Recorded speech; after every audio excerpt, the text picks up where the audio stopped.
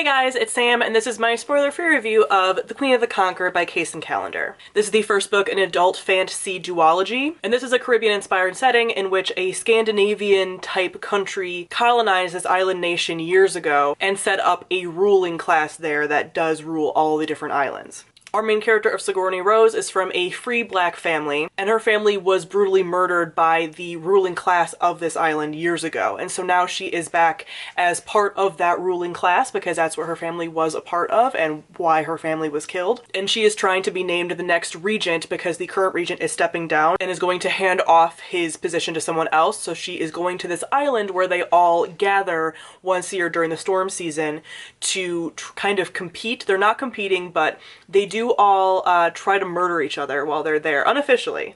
It's all very secretive. And everything is going from there. So first off, we talk about the world building. As I said, this is a Caribbean-inspired setting and also features slavery as a very big thing and colonialism and the slavery that stems from that. The fantasy element is that some people do have gifts. So both the white people and the black people in the story do have gifts, and they are magical gifts. Some can make you feel fear, some can make you feel pain. Our main character of Sigourney can read minds, and she can also like project herself into people's brains to like make them do stuff. So her ability is very powerful. And in the slaves, having an ability is punished and they are killed because the colonizing nation says that this is a gift from the gods and that those people have taken the gift. But before these people came, the people that are now enslaved felt that it was a gift from their god. So there's a lot of ties to magic and religion and who's in power and who decides who gets power and why they got power and who gets rewarded. So Sigourney gets to keep her power because she is part of this like free ruling class,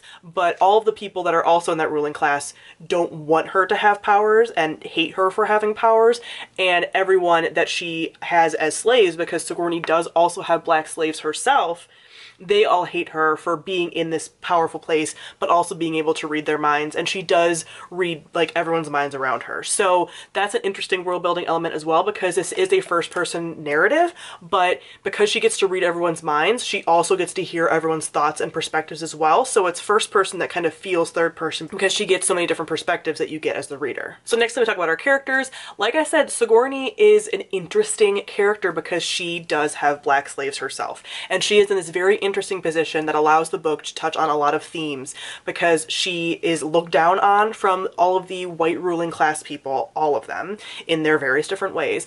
But the people that she has enslaved still also hate her for the power that she has, but also that she's not using the power for good, really. She does say that she's never had any slaves beaten and she doesn't mistreat them, but she also does not free them. And her mother's whole goal, and one of the reasons that her mother was murdered, is that she did want to free all of her slaves. And Sigourney is at this point where she's like, if I lose the slaves, I lose power. So it's all this political machinations and power moves that they're all making. And Sigourney is in this very unique position where she has more power than some people, more privilege than some people, but not more than others. And she sees herself as equals to some people and better than others, and it's all very interesting. Because everyone is so morally gray, including Sigourney, it's kind of hard to decide who to pull for. Like, this narrative never wants you to be very comfortable. It's always kind of questioning you getting too comfortable with pulling for like anybody in particular. And this is even true for the colonizing nation because you have some of these people in this position of power in the same class as Sigourney technically,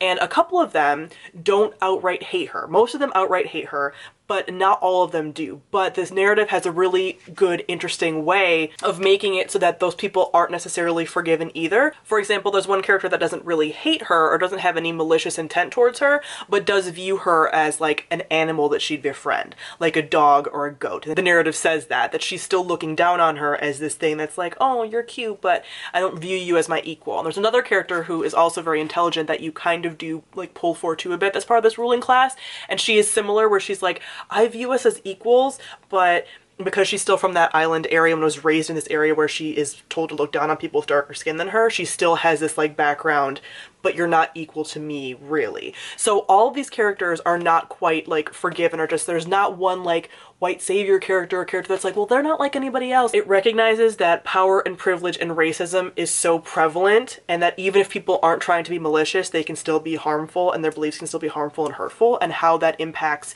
systems and political structures and everything. It's so well done, guys. Next, I want to talk about our plot. The first little bit is a little slow. It takes a little bit of time to get everything lined lined up so that she's going to this kind of like competition at the islands to try to be named regent, but she's really setting everything in place. Then we have this very interesting element that I wasn't expecting of a almost like Clue-like murder mystery, because as I mentioned, they're all on the same island to be named regent, but every year, because they're all together, all these people in these ruling class will very subtly kill each other in a way that no one can be blamed, but they use it to kind of take each other out. Not all of them, like they don't all die, it's not like the Hunger Games or anything, but like subtle political moves are made while they're all on this island. So there is this like Clue like murder mystery element that's happening as well, because more people are dying this time around than they have in the past, and they don't know who's killing them, and people are setting, and you don't know who is trying to set up who and why and their motivations, and it's all super, super interesting. So I end up really enjoying this story for the themes, for the characters. If you really want a morally gray cast of characters and kind of like a Slytherin main character, because there's times where you're like, I'm not sure if you're a hero or a villain, because she does some things and takes things too far sometimes in a way that I never would have expected a book to actually do. I didn't expect this book to go there, and it does. So I ended up really loving this. It was very surprising. I gave it 4.5 out of 5 stars just because the beginning took a little bit of time to get into, but I think this is going to be an amazing series, and I'm very much looking forward to the second book in the series that comes out later this year. I am going to be doing a spoilery discussion for this, so if you haven't read this book, then I recommend that you read it and then come discuss with me, because I know it's not very widely talked about, but I think that it should be. So read it and then come back to this video and discuss it with me. I will link that discussion on the screen for those of you that have read it. So thank you all for watching, and I'll see all of you guys soon. Bye.